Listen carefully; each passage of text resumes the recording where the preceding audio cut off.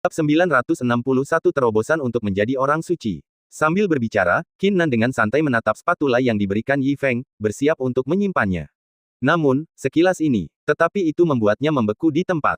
Pupil matanya membesar, matanya terbelalak, wajahnya dipenuhi ketidakpercayaan, dan seluruh tubuhnya bergetar hebat. Ini. Matanya terpaku pada spatula di depannya, dan mulutnya menjadi tidak jelas. Karena spatula di depannya terasa begitu familiar hingga ia bahkan bisa memimpikannya. Itu adalah sendok besar yang dikeluarkan Qin Nan, leluhur keluarga Qin, saat dia memanggilnya terakhir kali. Saat itu, dia hanya melihatnya sekilas, dan wujud sendok besar serta aura misterius yang dipancarkannya tertanam dalam di benaknya. Meskipun spatula di depannya tampak berbeda dari sendok besar, perasaan yang ditimbulkannya sama seperti ketika Qin Lan mengeluarkan sendok besar hari itu. Pedang panjang itu bergetar. Segala sesuatunya menyerah. Ini diberikan kepadaku oleh saudara Yi. Kok saudara Yi punya spatula seperti itu? Kau tahu, sendok besar yang diambil oleh leluhur itu dibuat oleh senior misterius itu. Mungkinkah saudara Yi memiliki hubungan darah dengan senior itu? Qin Nan yang terkejut menjadi bingung. Namun saat berikutnya, suatu kemungkinan terlintas di benaknya, dan seluruh tubuhnya membeku, matanya membelalak seperti mata lembu. Kakak Yi, mungkinkah itu, yang disebutkan oleh leluhur itu? Memikirkan kemungkinan ini, Qin Nan melangkah mundur karena terkejut, dan baru berhenti ketika dia memegang kabin di belakangnya dengan tangannya. Pada saat ini, seluruh kepalanya mati rasa. Dia tidak percaya dengan pikirannya sendiri. Tetapi semakin ia memikirkannya, semakin ia menyadari bahwa gagasan ini bukanlah sesuatu yang mengada-ada. Sebaliknya, saya pikir ini lebih mungkin terjadi. Karena dengan cara ini, banyak hal yang menurut Qin Nan membingungkan dan tidak logis semuanya terhubung. Misalnya, Qin Nan tidak pernah bisa melihat menembus Yi Feng. Dia merasa selalu ada misteri tentang Yi Feng. Dia tidak dapat mengetahui tingkat kultivasinya, juga tidak tahu dari mana asalnya. Jika Yi Feng benar-benar orang itu, dia akan tahu ada yang mencurigakan. Selain itu, Qin Nan tidak bisa mengerti mengapa Yi Feng bisa tetap tenang. Mengetahui bahwa dirinya dalam bahaya besar, dia tidak panik sama sekali. Saya tidak terkejut sama sekali ketika mengetahui bahwa saya telah lolos dari bahaya. Jelaslah bahwa orang-orang tidak menganggap serius apa yang disebut kandang luar angkasa ini. Jika Anda tidak menganggapnya serius, bagaimana Anda bisa bicara tentang berada dalam bahaya dan lolos darinya? Semuanya masuk akal sekarang. Ya, itu harusnya. Tubuh Qin Nan gemetar, air mata mengalir di matanya, dan dia bergumam pada dirinya sendiri, saudara Yi adalah senior yang diminta leluhur untuk kutemukan, senior yang mendukung keluarga Qinku untuk bergerak menuju kejayaan. Dia pasti tahu bahwa kami dalam bahaya saat dalam perjalanan mencarinya, dan datang untuk menyelamatkan kami. Ya, begitulah. Karena sekarang setelah kupikir-pikir lagi, kekuatan misterius yang melahap kultivasi dan vitalitas itu tampaknya telah menghilang saat senior datang. Ini juga menjelaskan mengapa kurungan ruang angkasa yang menjebak kita sebelumnya, dan kekuatan misterius yang melahap kultivasi dan vitalitas manusia, tiba-tiba menghilang tanpa jejak dan tanpa peringatan apapun. Sepertinya bahkan setelah 100.000 tahun, senior itu tidak melupakan keluarga Qin kita. Sebaliknya, dia masih diam-diam memperhatikan keluarga Qin kita, dan dia menyelamatkan kita dari bahaya di saat-saat kritis, dan memberiku sesuatu yang sangat berharga sebelum pergi. Memikirkan hal ini, Qin Nan mengambil spatula dengan kedua tangan, memegangnya di lengannya dan mengejar ke arah di mana Yi Feng pergi. Ketika dia sampai di geladak, dia berlutut dengan berat ke arah tempat Yi Feng pergi. Dia bersujud 3 kali berturut-turut. Qin Nan merasa semakin kesal saat memikirkan tentang bagaimana dia telah bersikap tidak hormat kepada Yi Feng selama ini, bahkan memanggilnya, saudara Yi, dengan cara yang tidak sopan. Dia juga merasa menyesal karena baru sekarang menyadari identitas Yi Feng. Dermawan besar keluarga Qin mereka jelas berada tepat di depannya, tetapi Qin Nan sangat buta sehingga dia tidak mengenalinya sampai orang itu pergi. Akibatnya, dia sama sekali gagal memenuhi etika yang seharusnya dipatuhi oleh generasi muda, serta tanggung jawab yang seharusnya dipenuhi oleh keluarga Qin. Senior, tenanglah, keluarga Qinku akan setia dan berdedikasi, dan aku, Qin Nan, tidak akan mengecewakanmu. Aku pasti akan belajar memasak, dan saat aku bertemu denganmu lagi di masa depan, aku akan membuat makanan yang akan kamu sukai. Qin Nan berkata dengan suara tegas dan serius, telapak tangannya dengan lembut membelai spatula di tangannya, matanya bersinar dengan cemerlang, dan dia tidak bisa melupakannya, menggosok.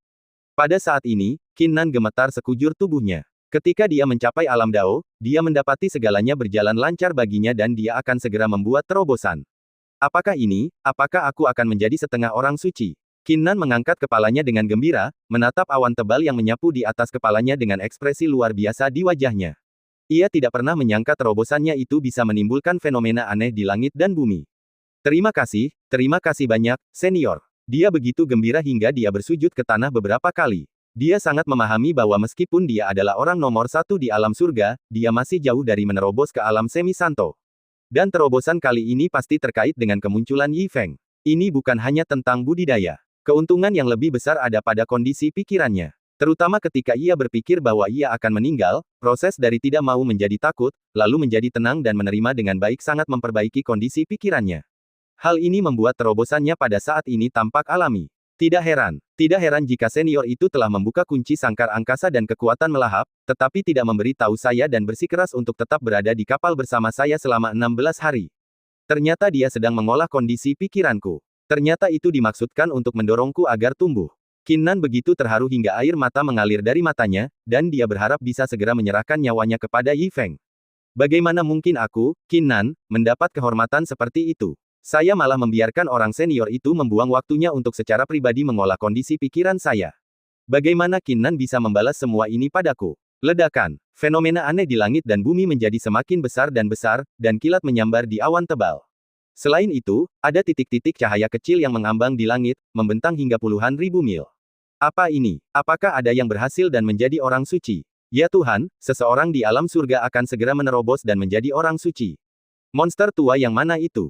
Cepat dan periksa siapa orangnya. Fenomena besar dan aneh di langit dan bumi itu segera menimbulkan sensasi di seluruh alam surga, dan kekuatan yang tak terhitung jumlahnya mulai mengambil tindakan. Sebab seringkali kemunculan orang suci akan menyebabkan perombakan besar-besaran di bidang tertentu. Dan keluarga Qin dari Pulau Tiandi, Qin Lan, bersama beberapa master semi santo dari keluarganya, juga muncul di atas Pulau Tiandi, menatap awan tebal di langit dengan heran. Rekan Taois mana yang akan menjadi orang suci? Qin Lan tidak dapat menahan diri untuk bergumam. Ada keterkejutan dan kecemburuan yang tak terselubung di matanya. Mereka yang menjadi orang suci melalui cara-cara yang diperoleh tidaklah sebaik orang suci yang dilahirkan dengan sifat ini. Namun, ketika terobosan terjadi, fenomena aneh tertentu di langit dan bumi juga akan terjadi. Ukuran dan derajat fenomena aneh di langit dan bumi juga menggambarkan sejauh mana orang suci ini dapat melangkah di masa depan. Semakin kuat visi langit dan bumi, semakin tinggi pula pencapaian masa depan orang suci ini, dan sebaliknya. Ketika Qin Lan berhasil mencapai tingkat orang suci, hal itu juga menyebabkan fenomena aneh di langit dan bumi. Akan tetapi penglihatan yang ditimbulkannya di langit dan bumi jauh lebih rendah mutunya daripada penglihatan yang sebelumnya. Pada saat ini, namun, ia terkejut saat mengetahui fenomena aneh di bumi itu tengah bergerak cepat menuju pulau langit dan bumi miliknya. Artinya, orang di depannya, yang hendak menerobos untuk menjadi orang suci, dengan cepat menuju ke pulau langit dan buminya. Apa yang sedang kamu lakukan? Wajah Qin Lan langsung menjadi gelap. Apakah Anda pikir visi Anda tentang langit dan bumi lebih mengesankan, sehingga Anda ingin memamerkannya di depannya? Karena selain itu, Qin Lan benar-benar tidak dapat memikirkan mengapa orang ini datang ke Pulau Tiandi alih-alih mencari tempat tinggal dan menerobos untuk menjadi orang suci. Apakah kamu tidak takut bahwa kamu mungkin akan memukulnya sampai mati? Ketahuilah, betapapun mengerikannya penglihatan langit dan bumi, itu semua hanya dalam proses terobosan, bukan berarti engkau akan serta-merta menjadi orang suci. Oleh karena itu, di masa lalu, ketika orang suci menerobos, pertempuran besar sering terjadi. Mengetahui identitas orang yang melakukan terobosan, pasukan musuh sering kali akan mengambil kesempatan terakhir dan mencoba melenyapkannya dengan segala cara. Jika tidak, jika mereka membiarkan pihak lain berhasil menjadi orang suci, mereka tidak akan pernah mempunyai kesempatan untuk membalikkan keadaan. Dan pasukan sahabat akan melindunginya dengan segala cara. Pada saat yang sama, banyak kekuatan yang tidak relevan akan muncul untuk membantu melindungi hukum dan meminta bantuan dari orang suci masa depan. Lagi pula, selalu lebih baik memberikan bantuan tepat waktu daripada menambahkan hiasan pada kue. Dan pada saat ini, Qin Nan bergegas pergi ke keluarga Qin dengan putus asa karena dia mengetahui kebenaran ini. Namun dia sendiri tidak menyangka bahwa yang dipikirkannya hanya berhasil mencapai tingkat setengah santo, tetapi dia langsung menjadi santo. Tetapi sekarang dia tidak punya waktu untuk mengkhawatirkan kejutan itu. Satu-satunya cara adalah segera kembali ke Pulau Tiandi dan berhasil menerobos di bawah perlindungan Pulau Tiandi. Bab 962 Naner, apakah itu kamu? Semakin dekat, penglihatan langit dan bumi yang mengerikan semakin dekat ke Pulau Tiandi. Rasanya seperti seluruh langit menekan ke sisi ini. Qin Lan sebelumnya mengira itu mungkin suatu kebetulan. Sekarang tampaknya orang ini datang ke Pulau Tiandi. Ada apa? Apakah Anda benar-benar di sini untuk pamer? Apakah Anda benar-benar di sini untuk memamerkan betapa hebatnya visi Anda tentang langit dan bumi? Mata Qin Lan mengecil hingga seukuran lubang jarum saat ia menatap langit yang jauh, menunggu kedatangan sang pengunjung. Akhirnya, setelah menunggu sejenak, seorang pemuda melangkah ke udara. Siapa yang datang? Keluarga Qin-nya selalu rendah hati. Menghadapi orang suci masa depan yang niatnya tidak diketahui, Qin Lan tidak ingin menimbulkan masalah. Dia membuka mulut untuk memarahinya, tetapi dia menelan kata-katanya di tengah jalan. Karena orang yang datang tidak lain adalah Qin Nan. Naner, bagaimana mungkin itu kamu? Qin Lan bertanya dengan tidak percaya. Begitu dia mengajukan pertanyaan, dia merasakan aura orang suci pada Qin Nan, dan fenomena aneh di langit sepenuhnya mengikutinya. Mata Qin Lan hampir jatuh. Naner, apakah kamu orang yang akan menerobos menjadi orang suci? Bahkan dengan kondisi pikiran Qin Lan sebagai orang suci, dia tidak bisa menahan perasaan badai di hatinya ketika dia melihat pemandangan ini. Keluarga Qin masih khawatir tentang hilangnya Qin Nan dan yang lainnya, tetapi mereka tidak menyangka bahwa Qin Nan akan kembali sendiri. Dan dia tidak hanya kembali, dia juga akan menerobos untuk menjadi orang suci. Berita kembalinya Qin Nan segera menimbulkan sensasi di seluruh Pulau Tiandi. Semua orang di keluarga Qin bergegas keluar. Ketika mereka mengetahui bahwa Qin Nan adalah calon orang suci, mata mereka tertunduk ke tanah. Naner, apa yang terjadi? Bagaimana Anda menjadi orang suci? Qin Lan bahkan tidak peduli dengan kegembiraannya dan buru-buru menanyakan keraguan dalam hatinya. Yang lain juga mengalihkan pandangan mereka. Karena apa yang terjadi di depan mata mereka begitu keterlaluan hingga mereka tidak dapat mempercayainya. Meskipun semua orang tahu bahwa Qin Nan memiliki bakat besar dan memiliki kesempatan untuk menjadi orang suci di masa depan, itu hanyalah sebuah kesempatan, yang masih jauh dari menjadi orang suci yang sebenarnya. Terlebih lagi, Qin Nan jelas hanya berada di alam pencerahan Dao sebelumnya. Tampaknya alam pencerahan Dao tidak jauh lagi dari menjadi orang suci, tetapi kesenjangan di antara mereka sangat besar. Ada banyak sekali orang berbakat yang telah mencapai alam pencerahan dalam sejarah Yunxing, namun jangankan orang suci, bahkan mereka yang telah mencapai alam setengah suci pun jarang. Salam untuk leluhur dan semua paman. Qin Nan yang datang dari udara buru-buru memberi hormat. Jangan terburu-buru memberi hormat. Jawab aku apa yang terjadi. Qin Lan berkata dengan cemas, sebelumnya aku jelas tidak bisa merasakan kehadiranmu di wilayah surgawi. Seluruh keluarga, termasuk Tian Dihui, telah mencarimu. Kau tidak hanya tiba-tiba muncul, tetapi kau juga akan menembus level Sein. Apa yang terjadi? Leluhur, Ziyu dan aku memang pernah terjebak dalam kurungan luar angkasa sebelumnya, dan kami hampir tidak bisa kembali. Qin Nan menceritakan secara rinci kepada semua orang bagaimana dia memasuki wilayah laut itu dan bagaimana vitalitas dan kultivasinya dilahap oleh kekuatan misterius. Semua orang ketakutan saat mendengar ini. Lalu bagaimana kamu bisa lolos dari tempat itu dan menjadi orang suci? Qin Yi, kepala keluarga, tidak bisa menahan diri untuk bertanya. Karena aku bertemu dengan dermawan besar keluarga Qinku. Qin Nan berkata dengan serius. Dermawan besar keluarga Qin. Qin Lan tidak bereaksi pada awalnya. Ketika dia sadar kembali, seluruh tubuhnya tiba-tiba bergetar. Dia bergegas ke arah Qin Nan, meraih bahunya, dan bertanya dengan suara keras, apakah kamu berbicara tentang orang yang memiliki lampu jiwa? Ya, Qin Nan menceritakan semuanya kepada semua orang. Dalam keputusasaan, dia bertemu Yi Feng yang datang menunggangi siput. Jadi, leluhur, paman, senior itu tidak melupakan keluarga Qin kita. Sebaliknya, dia tahu bahwa Ziyu dan aku dalam bahaya dalam perjalanan untuk menemukannya, jadi dia datang untuk menyelamatkan kita. Tidak hanya itu, senior juga menghabiskan lebih dari 10 hari bersama saya untuk menumbuhkan kondisi pikiran saya dan mendorong saya untuk tumbuh. Dan karena alasan inilah aku tidak hanya lolos dari bahaya, tetapi juga akan menjadi orang suci. Qin Nan berkata dengan penuh semangat. Hahaha. Oke, senior tidak melupakan keluarga Qin kita. Setelah mendengar kata-kata Qin Lan mengulurkan tangannya dan tertawa. Meskipun dia sekuat orang suci, air mata kegembiraan mengalir dari matanya saat ini.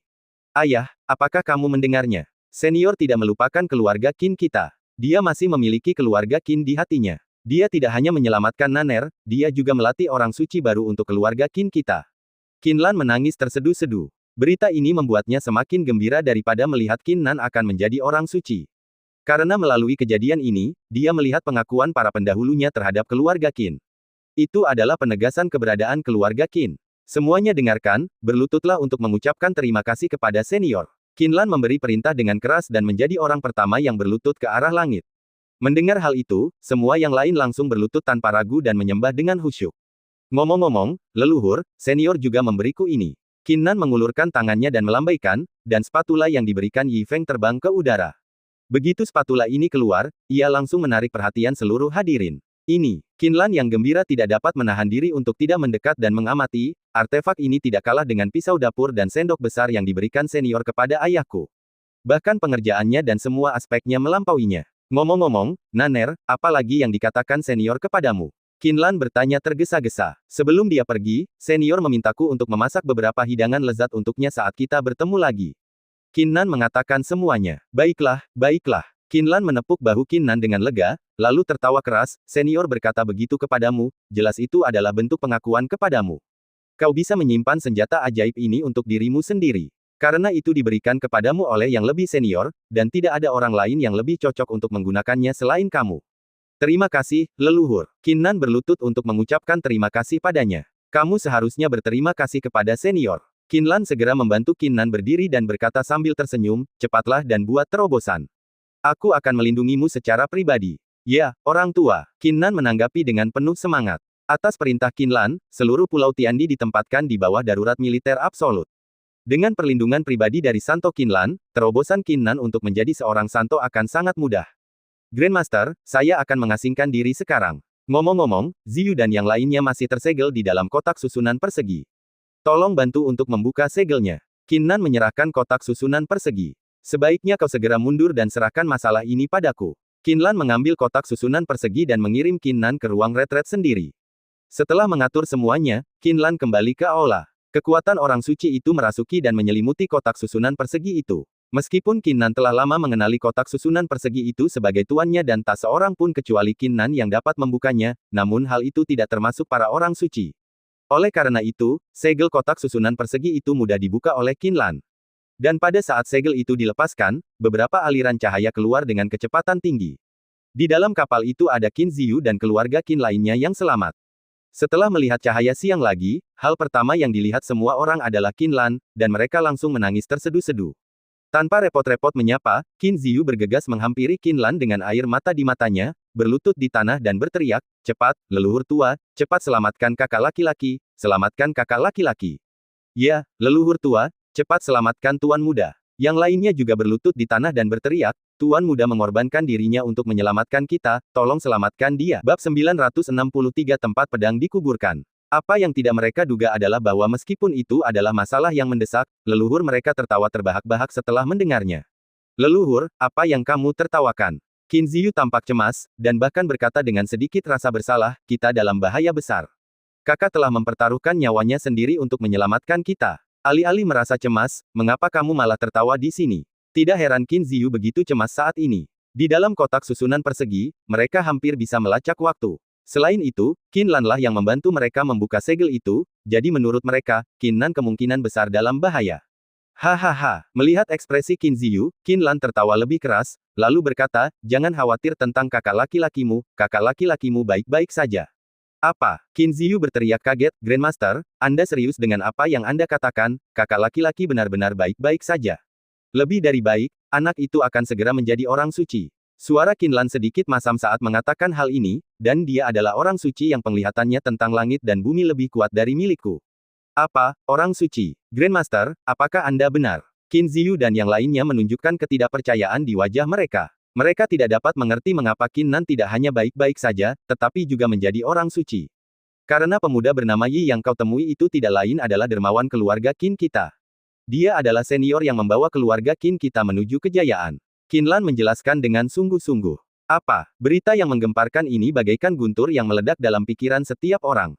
Dalam pikiranku, saya tidak dapat berhenti berpikir tentang pemuda berpakaian putih yang datang dengan santai menggunakan seekor siput. Dia benar-benar senior itu. Wajah cantik Qin Ziyu tampak kusam. Dia tidak pernah menyangka bahwa Yi Feng ternyata adalah senior yang mereka cari. Setelah itu, Qin Lan menceritakan semua orang apa yang terjadi selanjutnya, dan semua orang mengerti mengapa Qin Nan bisa menjadi orang suci.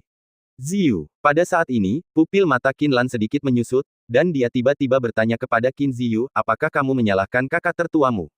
Kau harus tahu, jika kakakmu tidak menyegelmu ke dalam kotak susunan persegi, mungkin kaulah yang telah berhasil menembus ke tingkat orang suci sekarang. Leluhur, kamu bercanda. Qin Ziyu buru-buru berkata dengan hormat, kakak tertuaku menyegel kita ke dalam kotak susunan persegi demi keselamatan kita, dan dia tidak tahu identitas senior saat menyegelnya, jadi bagaimana mungkin aku bisa menyalahkan kakak tertuaku? Kakak tertua saya aman dan sehat, dan dia bisa menjadi orang suci. Dia pantas mendapatkannya. Saya hanya bisa bahagia untuk kakak tertua saya. Anak yang baik dari keluarga Qinku. Mendengar kata-kata Qin Ziyu, Qin Lan menunjukkan ekspresi lega di wajahnya. Dia menyentuh kepala Qin Ziyu dengan lembut, dan berkata dengan lembut, "Jangan khawatir, setelah kakak tertuamu menjadi orang suci, semua sumber daya tambahannya akan dialihkan kepadamu, dan keluarga akan berusaha keras untuk melatihmu, sehingga kamu akan memiliki kesempatan untuk mengejar jejak kakak tertuamu di masa depan." Terima kasih, leluhur. Qin Ziyu buru-buru berlutut untuk mengucapkan terima kasih padanya. Anak baik, cepatlah bangun. Kamu sudah bekerja keras kali ini. Setelah membantu Qin Ziyu berdiri, Qin Lan meletakkan tangannya di belakang punggungnya, menatap semua orang, dan berkata dengan lantang, "Semua orang akan diberi hadiah yang besar. Yang lainnya yang meninggal akan diberi hadiah yang besar, terlepas dari apakah mereka adalah keturunan langsung dari keluarga Qin kita atau bukan, anggota keluarga dan keturunan mereka akan dilindungi oleh keluarga Qin kita dari generasi ke generasi." Terima kasih, leluhur. Semua orang berlutut. Saat keluarga Qin larut dalam kegembiraan, Yi Feng yang tertekan bersiap untuk bergegas ke lembah Jian. Tepat pada saat ini, batu giok yang telah terdiam sekian lama, tiba-tiba bersinar. Dengan lambaian tangan, pesan itu disampaikan ke otak. Dikirim oleh Piao Miaohong. "Halo Pak, aku ingin tahu apakah kau bersenang-senang di Pulau Racun Langit. Ada perkembangan baru dalam masalah orang suci dari 9 alam. Akhir-akhir ini, sering terjadi fenomena aneh di 9 alam, disertai dengan munculnya berbagai awan bencana. Jika tidak ada yang tidak terduga terjadi, orang suci itu telah terbangun. Pada saat yang sama, menurut informasi yang kami peroleh, orang suci itu seharusnya seorang wanita bernama Bai Huang. Dia berasal dari 9 alam dan seharusnya berada di aliansi 9 alam saat ini. Akan lebih baik jika kamu bersenang-senang di Pulau Racun Langit. Jika tidak, kamu bisa langsung pergi ke 9 alam. Selain itu, kutukan yang kuterima sudah mencapai tahap akhir. Setelah mengirim pesan ini kepadamu, aku akan memasuki tempat pemakaman pedang di Lembah Pedang dan menunggu kematian, jadi kau tidak perlu datang ke Lembah Pedang untuk mencariku lagi. Di masa depan, jika kau berhasil dengan kekuatan sihirmu, aku akan sangat berterima kasih jika kau bisa membantu Lembah Pedang demi Honger. Honger mendoakan awal yang sukses bagimu. Selamat tinggal, Tuan." Setelah membaca pesan di dalam slip giok itu, Yi Feng merasa sedikit rumit. "Saya merasa amat tersentuh. Orang yang ingin mati tidak bisa mati, dan orang yang tidak seharusnya mati dikutuk. Ini sungguh takdir." Meskipun Yi Feng tidak mati di tengah jalan, ia harus mengakui bahwa Piao Miaohong sangat banyak membantunya. Setidaknya dia tidak harus berlarian seperti lalat yang tanpa kepala. Yi Feng memikirkan persahabatan Nona Hong. Tidak peduli apapun, jika terjadi sesuatu di lembah Jian, aku, Yi Feng, tidak akan tinggal diam. Juga, Nona Hong, jangan menyerah. Tetaplah tenang dan percaya pada dirimu sendiri. Kamu akan baik-baik saja dan semuanya akan baik-baik saja. Yi Feng menulis balasan di slip giok dengan perasaan campur aduk. Tetapi dia tidak tahu harus berkata apa, jadi dia hanya bisa menghiburnya dengan cara ini. Awalnya, dia ingin pergi ke Jiangu untuk mengunjungi Piao Miaohong lagi, tetapi setelah memikirkannya dengan hati-hati, dia merasa jika dia pergi ke sana saat ini, tidak ada gunanya selain hanya akan menimbulkan masalah bagi Jiangu. Setelah menyimpan slip giok itu, Yi Feng menghela napas panjang, berbalik dan menuju pulau teleportasi, juga bersiap untuk kembali ke 9 alam. Di Lembah Pedang saat ini, puluhan ribu pengikut Lembah Pedang duduk bersila di alun-alun, masing-masing dengan ekspresi serius dan terdiam. Di atas alun-alun berdiri seorang wanita berpakaian putih. Dia bertelanjang kaki, memiliki rambut panjang terurai, wajah tanpa cacat, dan cahaya spiritual terpancar dari seluruh tubuhnya. Selain gaun putihnya, ia tidak mengenakan apapun lagi pada tubuhnya, membuatnya tampak seperti peri yang tidak terkontaminasi oleh dunia. Di belakangnya adalah tempat pedang dikubur di Lembah Pedang. Tidak hanya banyak pedang berharga yang terkubur di sana, tetapi juga merupakan tempat pemakaman keluarga Piao. Tujuan akhir bagi setiap keturunan keluarga Piao ada di sini. Di sampingnya berdiri seorang pria setengah baya. Namun dia baru berusia setengah baya, tetapi rambutnya putih, matanya merah, dan dia tampak sangat sedih. Dia adalah penguasa Lembah Jian saat ini, paman dari Piao Miaohong, dan juga orang tertua dan paling berpengalaman di Lembah Jian. Alasan mengapa dia mampu hidup sampai hari ini hanya karena dia bukan keturunan langsung dari keluarga Piao, tetapi hanya cabang tambahan, dan kekuatan kutukannya jauh lebih lemah. "Korbankan pedang." Pada saat ini, dia berteriak. Pedang panjang yang diletakkan di atas meja di hadapan Piao Miaohong itu seakan-akan memiliki roh, mengeluarkan getaran yang menyenangkan, seakan-akan melampiaskan keengganannya. Piao Miaohong membelainya dengan enggan. Ini adalah barang pribadinya yang diwariskan kepadanya oleh ayahnya sejak dia masih kecil. Berdasarkan aturan Lembah Pedang, saat sang guru hendak meninggal, pedangnya akan disegel bersamanya dan tidak akan pernah melihat cahaya matahari lagi. "Pergi." Akhirnya, Piao Miaohong Yu melambaikan tangannya, dan pedang yang bergetar itu terbang ke udara, menari-nari di alun-alun yang luas, lalu terbang ke tempat pedang itu dikubur dan jatuh lurus ke bawah. "Semuanya, tolong jaga diri kalian." Piao Miaohong di panggung membungkuk. Puluhan ribu murid di bawah panggung berdiri dan memberi hormat, banyak yang meneteskan air mata. Paman Zeng, jaga dirimu. Piao Miaohong memiringkan kepalanya dan membungkuk kepada pria parubaya di sebelahnya. Mata pria parubaya itu merah. Ketika dia melihat Piao Miaohong memberi hormat, dia tidak dapat menahan lagi dan diam-diam menyeka air matanya. Tahun itu, dia melihat dengan mata kepalanya sendiri kakek Piao Miaohong berjalan sendirian ke tempat pedang itu dikubur. Kemudian, dia secara pribadi mengantar ayah dan ibu Piao Miaohong ke sini. Sekarang, dia harus menyaksikan Piao Miaohong menabraknya lagi. Mengapa Tuhan begitu tidak adil? Saya keluarga Piao. Kapankah saya bisa mematahkan kutukan ini? Piao Zeng dipenuhi dengan kesedihan dan kemarahan yang besar, dan sangat tidak rela. Semua orang menyaksikan Piao Miaohong berjalan sendirian menuju tempat pedang itu dikubur. Burung yang bernyanyi sendirian. Daun-daun kering beterbangan. Di pintu masuk, Piao Miaohong mengeluarkan slip giok yang tersembunyi di tubuhnya, membaca pesan di dalamnya, dan tersenyum sedikit. Setelah akhirnya mengungkapkan keinginan terakhirnya, batu giok itu berubah menjadi bubuk. Dia berbalik untuk melihat kenang-kenangan terakhir kalinya, lalu melangkah ke tempat pedang itu dikubur. Tempat di mana pedang itu dikubur penuh dengan tulang-tulang kering. Dipenuhi dengan pedang panjang, mewakili leluhur keluarga Piao yang meninggal satu per satu. Saat Piao Miaohong mendekat, Wan Jianweng membunyikan lonceng, seolah mengungkapkan kesedihan dan kemarahan atas kematian anggota lain dari garis keturunan keluarga Piao. Piao Miaohong berjalan langsung ke pedangnya, memejamkan mata dan duduk bersila, untuk waktu yang sangat, sangat lama. Tempat di mana pedang itu dikubur akhirnya kembali damai. Bab 964 Lu Benwei yang tidak biasa. 2 hari berlalu dengan cepat. Makam pedang yang terkubur tetaplah makam pedang yang terkubur. Keheningan dan kehancuran yang unik dari kuburan tulang menyelimuti seluruh makam pedang. Bahkan malam keemasan tidak dapat menghangatkan tempat terpencil ini. Sebaliknya, pada saat sebelum malam tiba, itu seperti kilatan cahaya terakhir sebelum kegelapan, yang bahkan lebih menyedihkan dan tragis. Di pintu masuk makam pedang terdapat sebuah lengkungan menjulang dengan pilar-pilar hijau. Di kedua sisi gapura itu, lonceng angin di atap berdenting nyaring tertiup angin sore, dan suara merdu lonceng Buddha bergema lembut di bawah sinar matahari terbenam. Pada plakat merah di tengah atap terdapat beberapa kata yang ditulis seanggun naga, makam pedang yang terkubur. Di bawah plakat merah ada sosok berjubah hitam. Di balik jubah hitamnya, Ruoyin memegang kendi anggur di tangannya. Pada saat ini, lelaki berjubah hitam itu mengangkat kepalanya, dan kedua rongga matanya yang kosong menatap kata-kata itu. Cahaya sisa di belakangnya menyebar ke seluruh tanah dan meluas hingga puluhan ribu anak tangga. Sekilas, benda itu tampak seperti jubah kuning hangat yang menutupinya. Cahaya sisa bahkan mewarnai jubah hitamnya yang sunyi dan menyedihkan dengan kehangatan.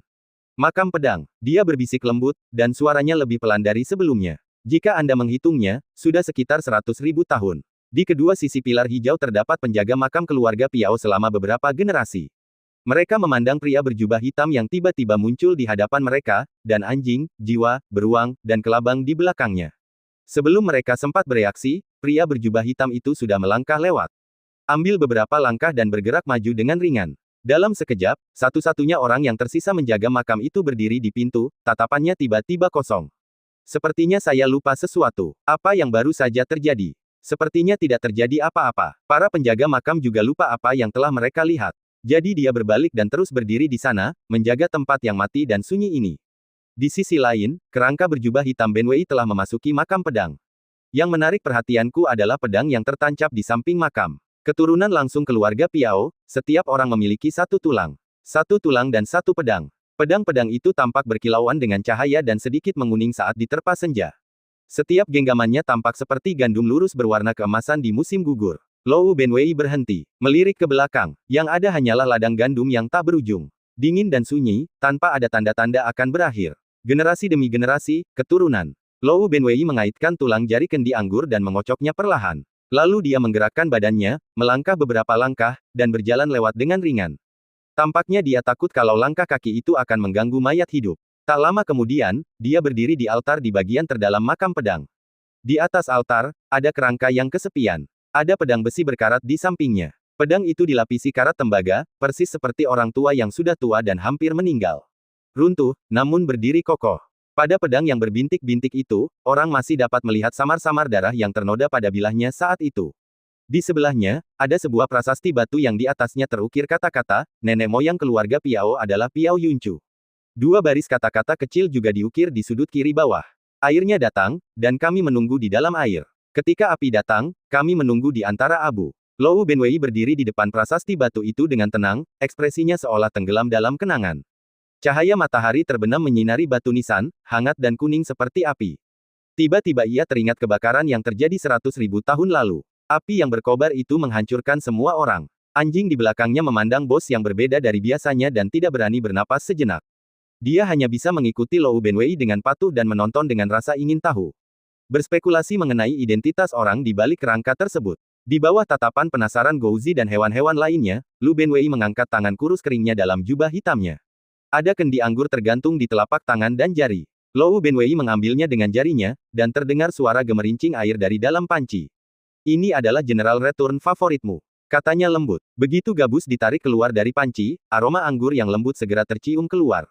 Bahkan anjing-anjing di belakangnya pun menjadi bersemangat setelah menciumnya. Dia mengangkat tangan kerangka yang memegang periuk, dan saat dia membalikkannya, anggur bening tumpah di depan kerangka itu.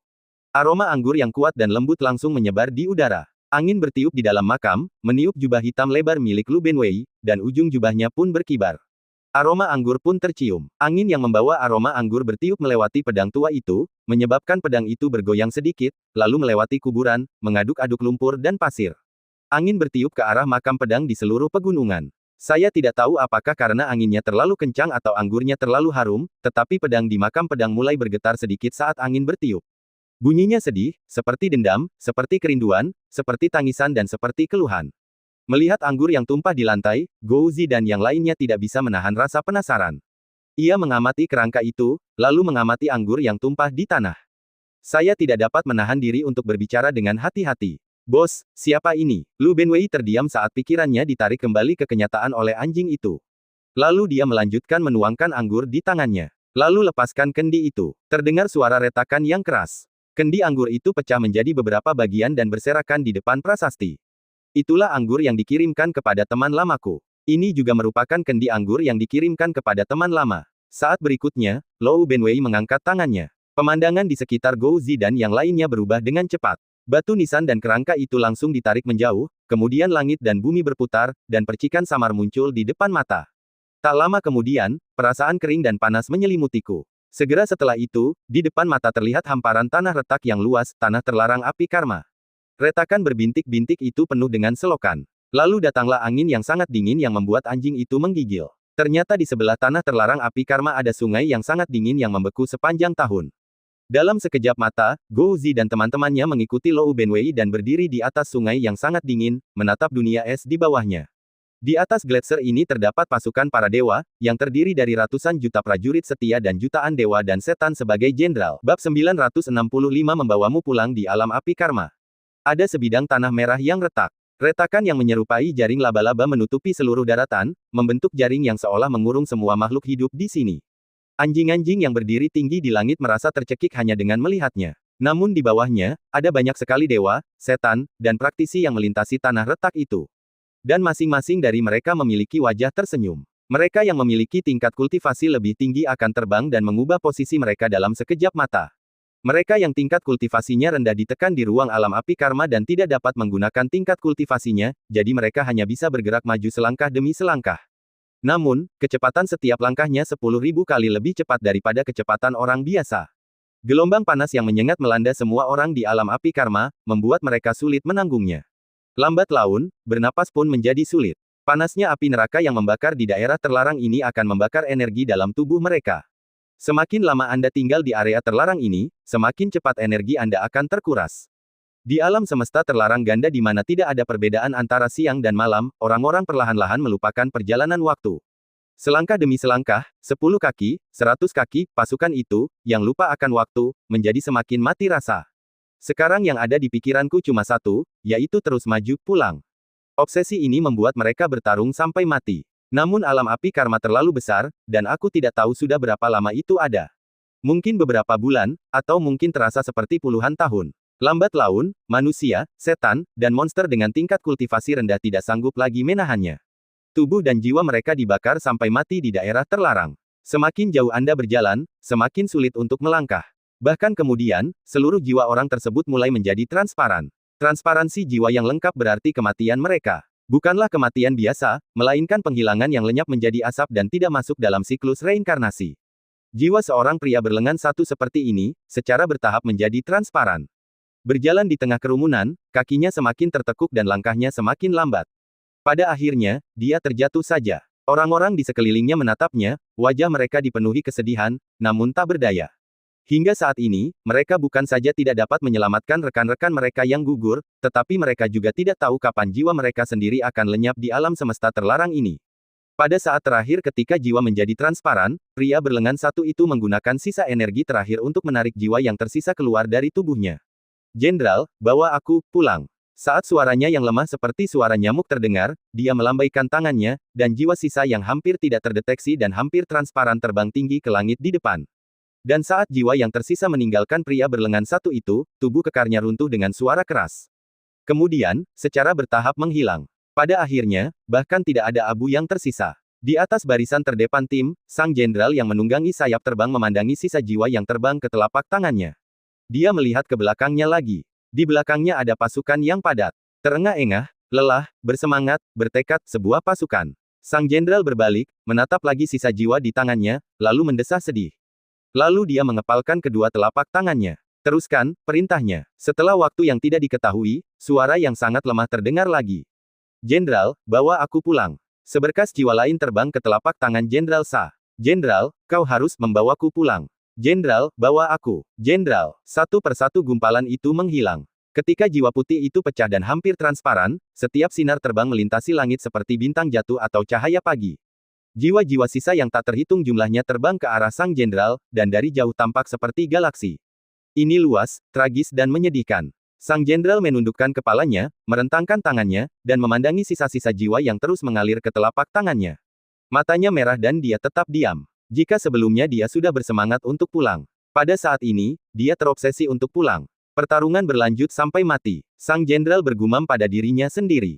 Kami akhirnya memenangkan perang di sini. Ribuan tahun, dia harus membawa pulang prajuritnya. Setelah yakin, sang jenderal mengangkat kepalanya, menggenggam tangannya, dan matanya jernih.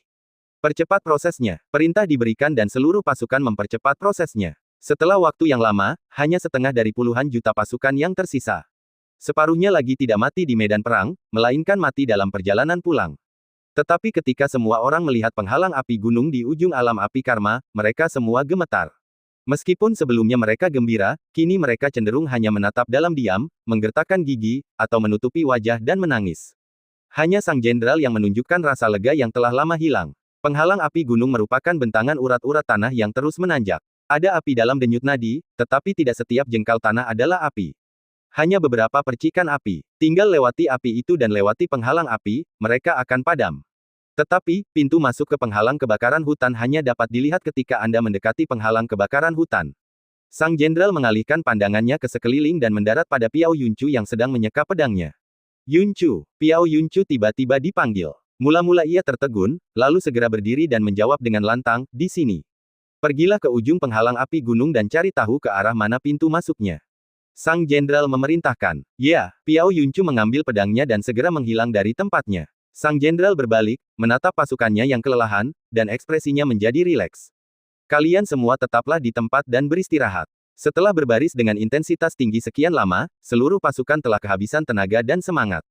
Mereka yang belum terkuras tenaga dan jiwanya pun terkuras habis oleh teriknya panasnya kawasan terlarang itu.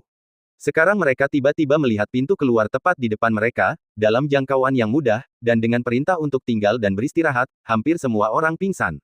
Sekarang waktunya istirahat yang cukup. Setelah beristirahat, Anda dapat keluar. Berpikir untuk keluar, orang-orang itu melihat ke arah penghalang api hutan dan tidak dapat menahan senyum lelah di wajah mereka.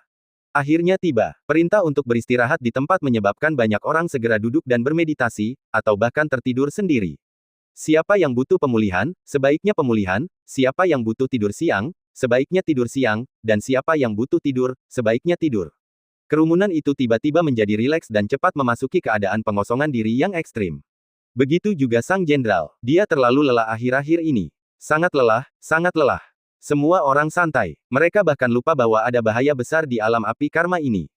Saya telah berbaris begitu lama sehingga saya tidak pernah melihatnya, jadi saya melupakannya.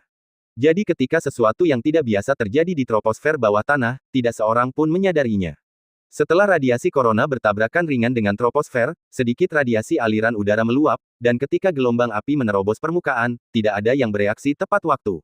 Api yang berkobar dan kuatnya mampu menghancurkan dunia, menelan semua orang yang ada di depan tatapan Ngeri Gouzi dan yang lainnya.